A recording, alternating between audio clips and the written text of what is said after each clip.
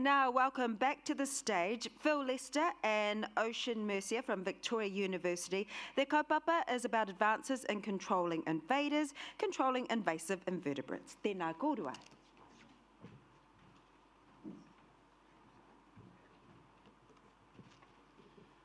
Kia ora. Thank you again. Ocean and myself, we are here again to carry on and expand a little bit on the work we talked about yesterday from the team that are involved in controlling invasive invertebrates. Just to give you a little bit of a reminder about what our goals were and what we were targeting, we were looking at, over the last 10 years, developing a socially acceptable, cost-effective and highly targeted next generation technologies, tools or strategies for the landscape level control of invertebrate pests in New Zealand. And we wanted to do that in order to protect both our natural and production ecosystems and taonga species and minimise costs and risk to agriculture. So again, as a reminder of what we were focusing on for the study, we were looking at a couple of pest species. We were looking at social wasps, which are a massive pest in New Zealand, but also in Varroa destructor, which is the major pest for honeybees within New Zealand. And Dave's going to talk to you a little bit about the industry perspective on that in a little bit. Also, from yesterday, I showed you this slide in terms of the number of different teams and the diversity of people that have been involved in this. These are just the lead organisations, and there have been a whole bunch of people that have been following on from that. And in fact, what I'm really pleased about is there's a lot of these projects that have carried on their own direction, even after they may have been not followed up in terms of the National Science Challenge funding. So, for example, the novel use of artificial pheromones by Plant and Food Research, that team has got MB funding now and have developed and found some pheromones that they're very excited about and have potential use as next generation control technologies.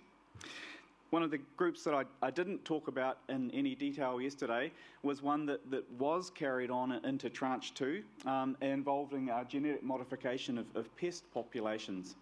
So this is a gene drive technology that many of you will have heard about. It does involve CRISPR-Cas9 enzyme systems. It does involve genetic modifications. And we've been looking at that in a large level of detail.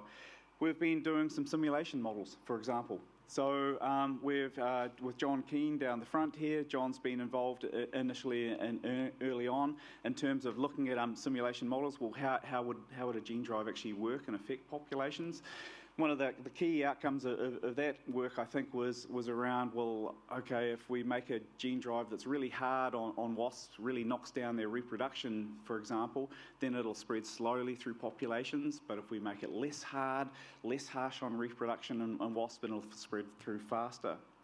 We've done some work with David O'Sullivan down the front here and George Perry in terms of looking at spatial gene drives and how they might work in populations. And that work has nicely showed that, well, eradication would be pretty hard. I think suppression would be much more likely. It might take decades to achieve, but it could suppress wasp populations in New Zealand down to sub-environmentally harmed thresholds. So it could be of real benefit. The next bullet point there is been described 4 wasps' genomes, and it's a little few words there that encompasses several years of really hard work by a lot of different organisations, both in New Zealand and around the world, to get to the point where we've managed to describe those genomes. A lot of work, but it's been of huge benefit in terms of being able to do things like develop targets for genetic modification for gene drives in these populations. So those are a couple of gene targets there. There's some nice multicoloured wasp testicles down the bottom there. I'm really grateful to Peter Dearden for his ability to manipulate wasp testicles. So that's their work down in Otago that have nicely showed how gene expression can occur. The target genes that we could potentially use are in these and are being expressed nicely down there. So that's that's work for the gene drive. And actually, what I'm also really pleased to say is that this work has really stimulated more work. So over the next 5 years, 4.5 years now, I guess, we've been successful with a MB Endeavour funding grant led by Amanda Black and Peter Dearden down in Otago and Bioprotection Aotearoa. And that's going to spend the next 5 years really looking at the potential of this sort of technology to control pests and wasps as an exemplar organism. Lots of consultation that Amanda's really focused on, and I think will be of huge benefits. And Peter's work and really is along, well, actually, could we make this work? Could we genetically modify wasps, at least in containment, and would that be potentially effective? I'll finish up by talking a little bit about the gene silencing work again that we've done. This is one of our field study sites down in near Ashburton. You can see some work there, and this apiaries in the distance behind us there. That work, again, to repeat yesterday, has shown that, well, okay, this technology can be a tool, a useful tool that can be highly targeted, species-specific way of controlling a key pest in beehives. So I'm really encouraged about that. It seems to be safe for honeybees. Also doesn't affect things like wax moth in those hives. And there is potential for registration along those uses for those sorts of chemicals in hives. A new mode of action that I think has got potential. Still lots of work to do in terms of getting dosages right, getting its use and efficacy right, and getting social acceptance and all those things going through EPA. But I think actually we are getting kind of close to achieving that goal, a socially acceptable, cost-effective and highly targeted next-generation technology. So we're not there yet. There's still work to be done, but it's close. The company that we're working with, Greenlight Biosciences in the States, has provided a lot of co-funding for this project. Really pleased with their involvement. And have in fact registered a similar product for control of Colorado potato beetle in the US. So that's now commercially available, mass-produced and available, and we're kind of hoping that the next cab off the rank will be for varroa control in New Zealand. Pass over to Ocean. Tēnā nō koutou. So our tangata whenua team talked to tangata whenua from their communities of belonging and interest, taking a Māori-led, Māori-lensed and Māori-centred approach to our discussions with tangata whenua about these technologies, as I mentioned yesterday.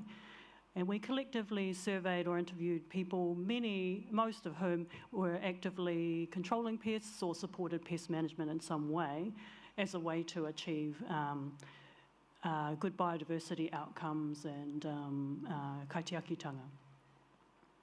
And many were directly working with manu and native creepy crawlies, protecting them from wasps in our beech forests, or products like honey, and protecting them from varroa mite. Now, no one likes toxins, so participants were pretty interested in new management tools that could reduce biokill and off-target effects. And another thing to note is that genetic modification is not a new debate for Māori. We've been talking about it mai rā anō, and so we reviewed those previous debates thoroughly in our work, including position statements on GM and iwi hapu strategy and planning documents. Our participants appreciated considering and discussing the pros and cons of GM in these specific control technologies that were designed for elimination or eradication. And they also appreciated getting a preview of gene-based tools that are under development and consideration. So I think that's really important to note for future research in this area, is that people are involved along the way, tangata whenua especially. So our research program covered 7 interlinked aspects with contemporary and traditional Māori perspectives on specific gene-based technologies, just 2 of those 7. So I'll go to the next one. So the blue text links to some of our work documenting specific perspectives on these pest control tools that would use genetic modification and gene drive. But I won't go into that today. I really just want to raise 2 points. But just to note that our mahi also explored how these tools might intersect with and support practices of rangatiratanga, tikanga and kaitiakitanga. We explored different forms of open and multi-directional communication, not just from us as sort of working along scientists, but from them to us through to scientists, and also between researchers, so very much interdisciplinary, at least cross-disciplinary and interdisciplinary. Because we wanted to support good development of this genetic technology. And we also developed educational material and other ways for people that we were speaking with directly to engage in these discussions. So the 2 things that I want to highlight are that tangata whenua who engaged with us on genetic technologies in the context of pest control, and there are many contexts in which GM has been discussed by our people, expected broader discussion and addressing of their concerns. Participants acknowledged that the technological science has improved, it's come a long way, but noted that previous debates on GM have not disappeared, nor have concerns raised earlier been fully addressed. So we need to engage with the totality of the GM debate, past and present, acknowledging and addressing ethical, cultural, spiritual, social, political issues. Concerns, old and new ones, such as biocolonialism, was some of the ways that we were talking about this in the past, and techno-solutionism is a sort of a new thing, must be adequately addressed if we're to move forward together in this debate as tiriti partners. The second thing, participants really appreciated science communication materials that were speaking on their level, addressing their interests and concerns. Participants were keen to look under the hood of the new biotechnologies.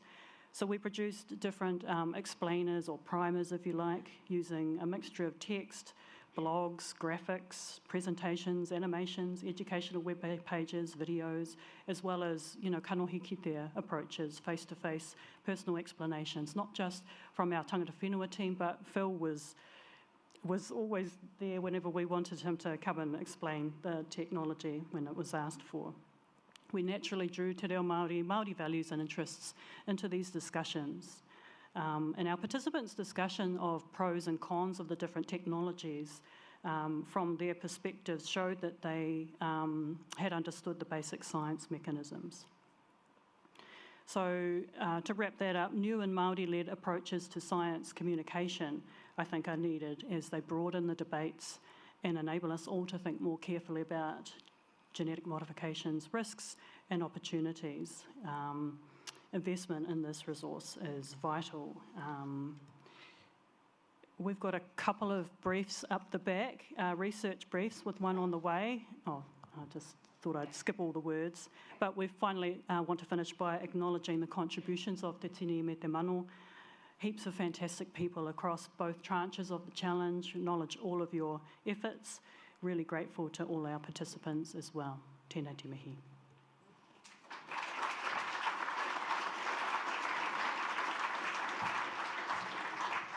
Ka pai.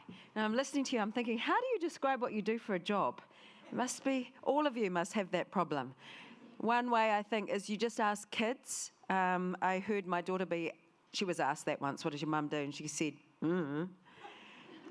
universal answer. She goes, just talks. Okay.